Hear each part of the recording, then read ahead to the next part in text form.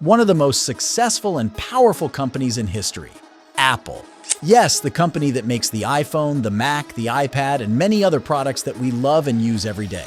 How did Apple become a billion-dollar empire? Let's find out. Apple was founded in 1976 by Steve Jobs, Steve Wozniak, and Ronald Wayne, who wanted to make computers for the masses. They started in a garage with a vision and a passion. They created the Apple I, a simple circuit board that could be connected to a keyboard and a monitor. They sold it for $666.66, which was a steal at the time. They made only 200 units and they sold them all. But that was just the beginning. They soon followed up with the Apple II, a complete computer that came with a case, a power supply, a keyboard, and a color display. It was also the first computer to have a floppy disk drive, which made it easy to store and load data. The Apple II was a huge hit, especially among hobbyists, educators, and gamers. It sold millions of units, and it made Apple a household name. Apple's philosophy and approach to technology was simple. They wanted to make products that were beautiful, easy to use, and fun. They also wanted to make products that empowered people to be creative and productive. They didn't just make computers, they made tools for the mind.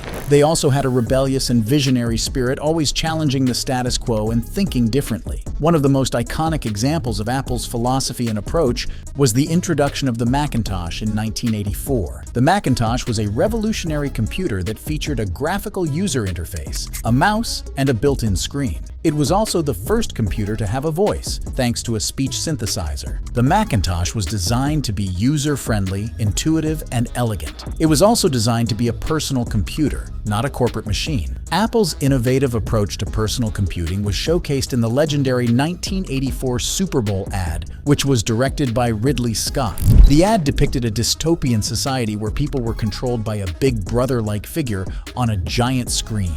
A woman dressed in colorful clothes ran into the room and threw a hammer at the screen, shattering it and freeing the people. The ad ended with the message, "On January 24th, Apple Computer will introduce Macintosh, and you'll see why 1984 won't be like 1984. The ad was a masterpiece of marketing, and it generated a lot of buzz and curiosity for the Macintosh. It also reflected Apple's mission of challenging the dominance of IBM, which was the leader in the computer industry at the time. Apple wanted to offer a different and better alternative to the boring and bland IBM PCs. However, not everything was smooth sailing for Apple in the late 80s and early 90s. The company faced many challenges such as increasing competition, declining sales, internal conflicts, and management issues. Steve Jobs, who was the co-founder and visionary leader of Apple, was forced out of the company in 1985 after a power struggle with the CEO, John Sculley. Apple lost its direction and focus, and it struggled to keep up with the fast-changing technology and market. But Apple's fortune changed in 1997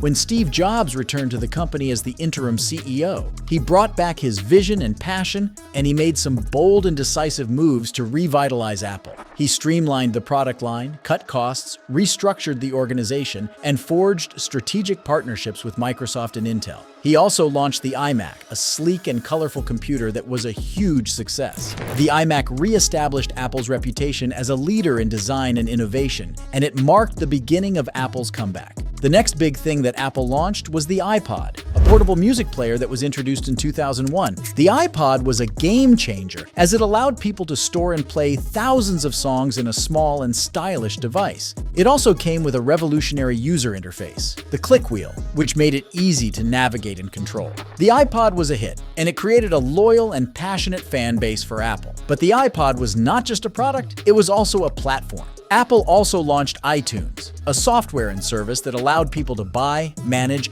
and sync their music. iTunes was a disruption of the music industry as it changed the way people consumed and distributed music. It also created a new revenue stream for Apple as it took a 30% cut of every song sold. The impact of iPod and iTunes on Apple's brand and revenues was enormous. They made Apple cool, hip, and profitable again. The next breakthrough product that Apple introduced was the iPhone, a smartphone that was unveiled in 2007. The iPhone was a groundbreaking device that combined a phone, a music player, a camera, a web browser, and a touchscreen. It was also the first device to have a multi-touch interface, which allowed users to interact with the screen using gestures like tapping, swiping, and pinching. The iPhone was a marvel of technology and design, and it redefined the smartphone market and technology.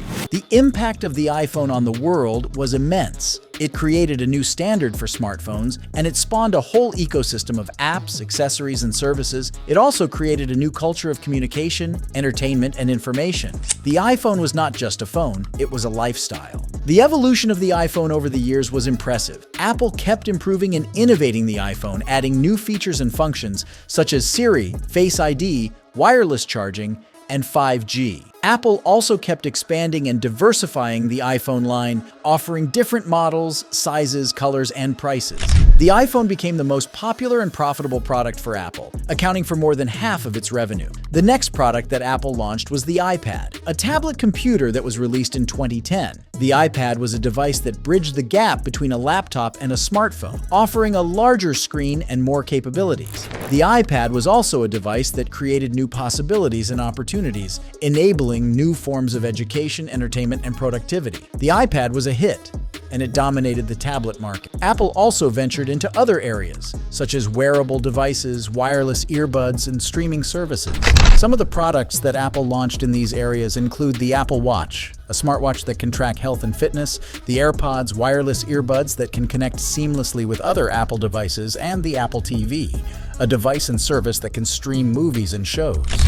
Apple also launched its own subscription services, such as Apple Music, Apple News, Apple Arcade, and Apple TV+. These products and services added more value and variety to Apple's offerings, and they also created more loyal and engaged customers. So, how did Apple become a billion-dollar empire? Well, it's not just because of its products, it's also because of its strategy, culture, and vision. Apple's strategy was to create products that were simple, elegant, and delightful. Apple's culture was to foster innovation, excellence, and teamwork. Apple's vision was to make a dent in the universe and to enrich people's lives. And Apple did just that. Apple dominated the world not only in terms of market share, but also in terms of influence and impact. Apple changed the way we communicate, work, learn, play, and enjoy. Apple also inspired and empowered millions of people to pursue their dreams and passions. How much money did Apple actually make over the year? Well, a lot. In 2020, Apple reported a revenue of $274.5 billion and a profit of $57.4 billion. That's more than the GDP of many countries. Apple also became the first U.S. company to reach a market value of $2 trillion, making it the most valuable company in the world. Why are Apple's products so expensive? Well, there are many reasons, but the main one is that Apple's products are not just products, they are experiences. Apple's products are designed to be beautiful, easy to use, and fun. Apple's products are also designed to be integrated and compatible with each other, creating a seamless and smooth experience. Apple's products are also designed to be reliable, secure, and durable, ensuring high quality and performance. Apple's products are also designed to be innovative, offering new features and functions that set them apart from the competition. All these factors add value to Apple's products, and that's why people are willing to pay a premium for them.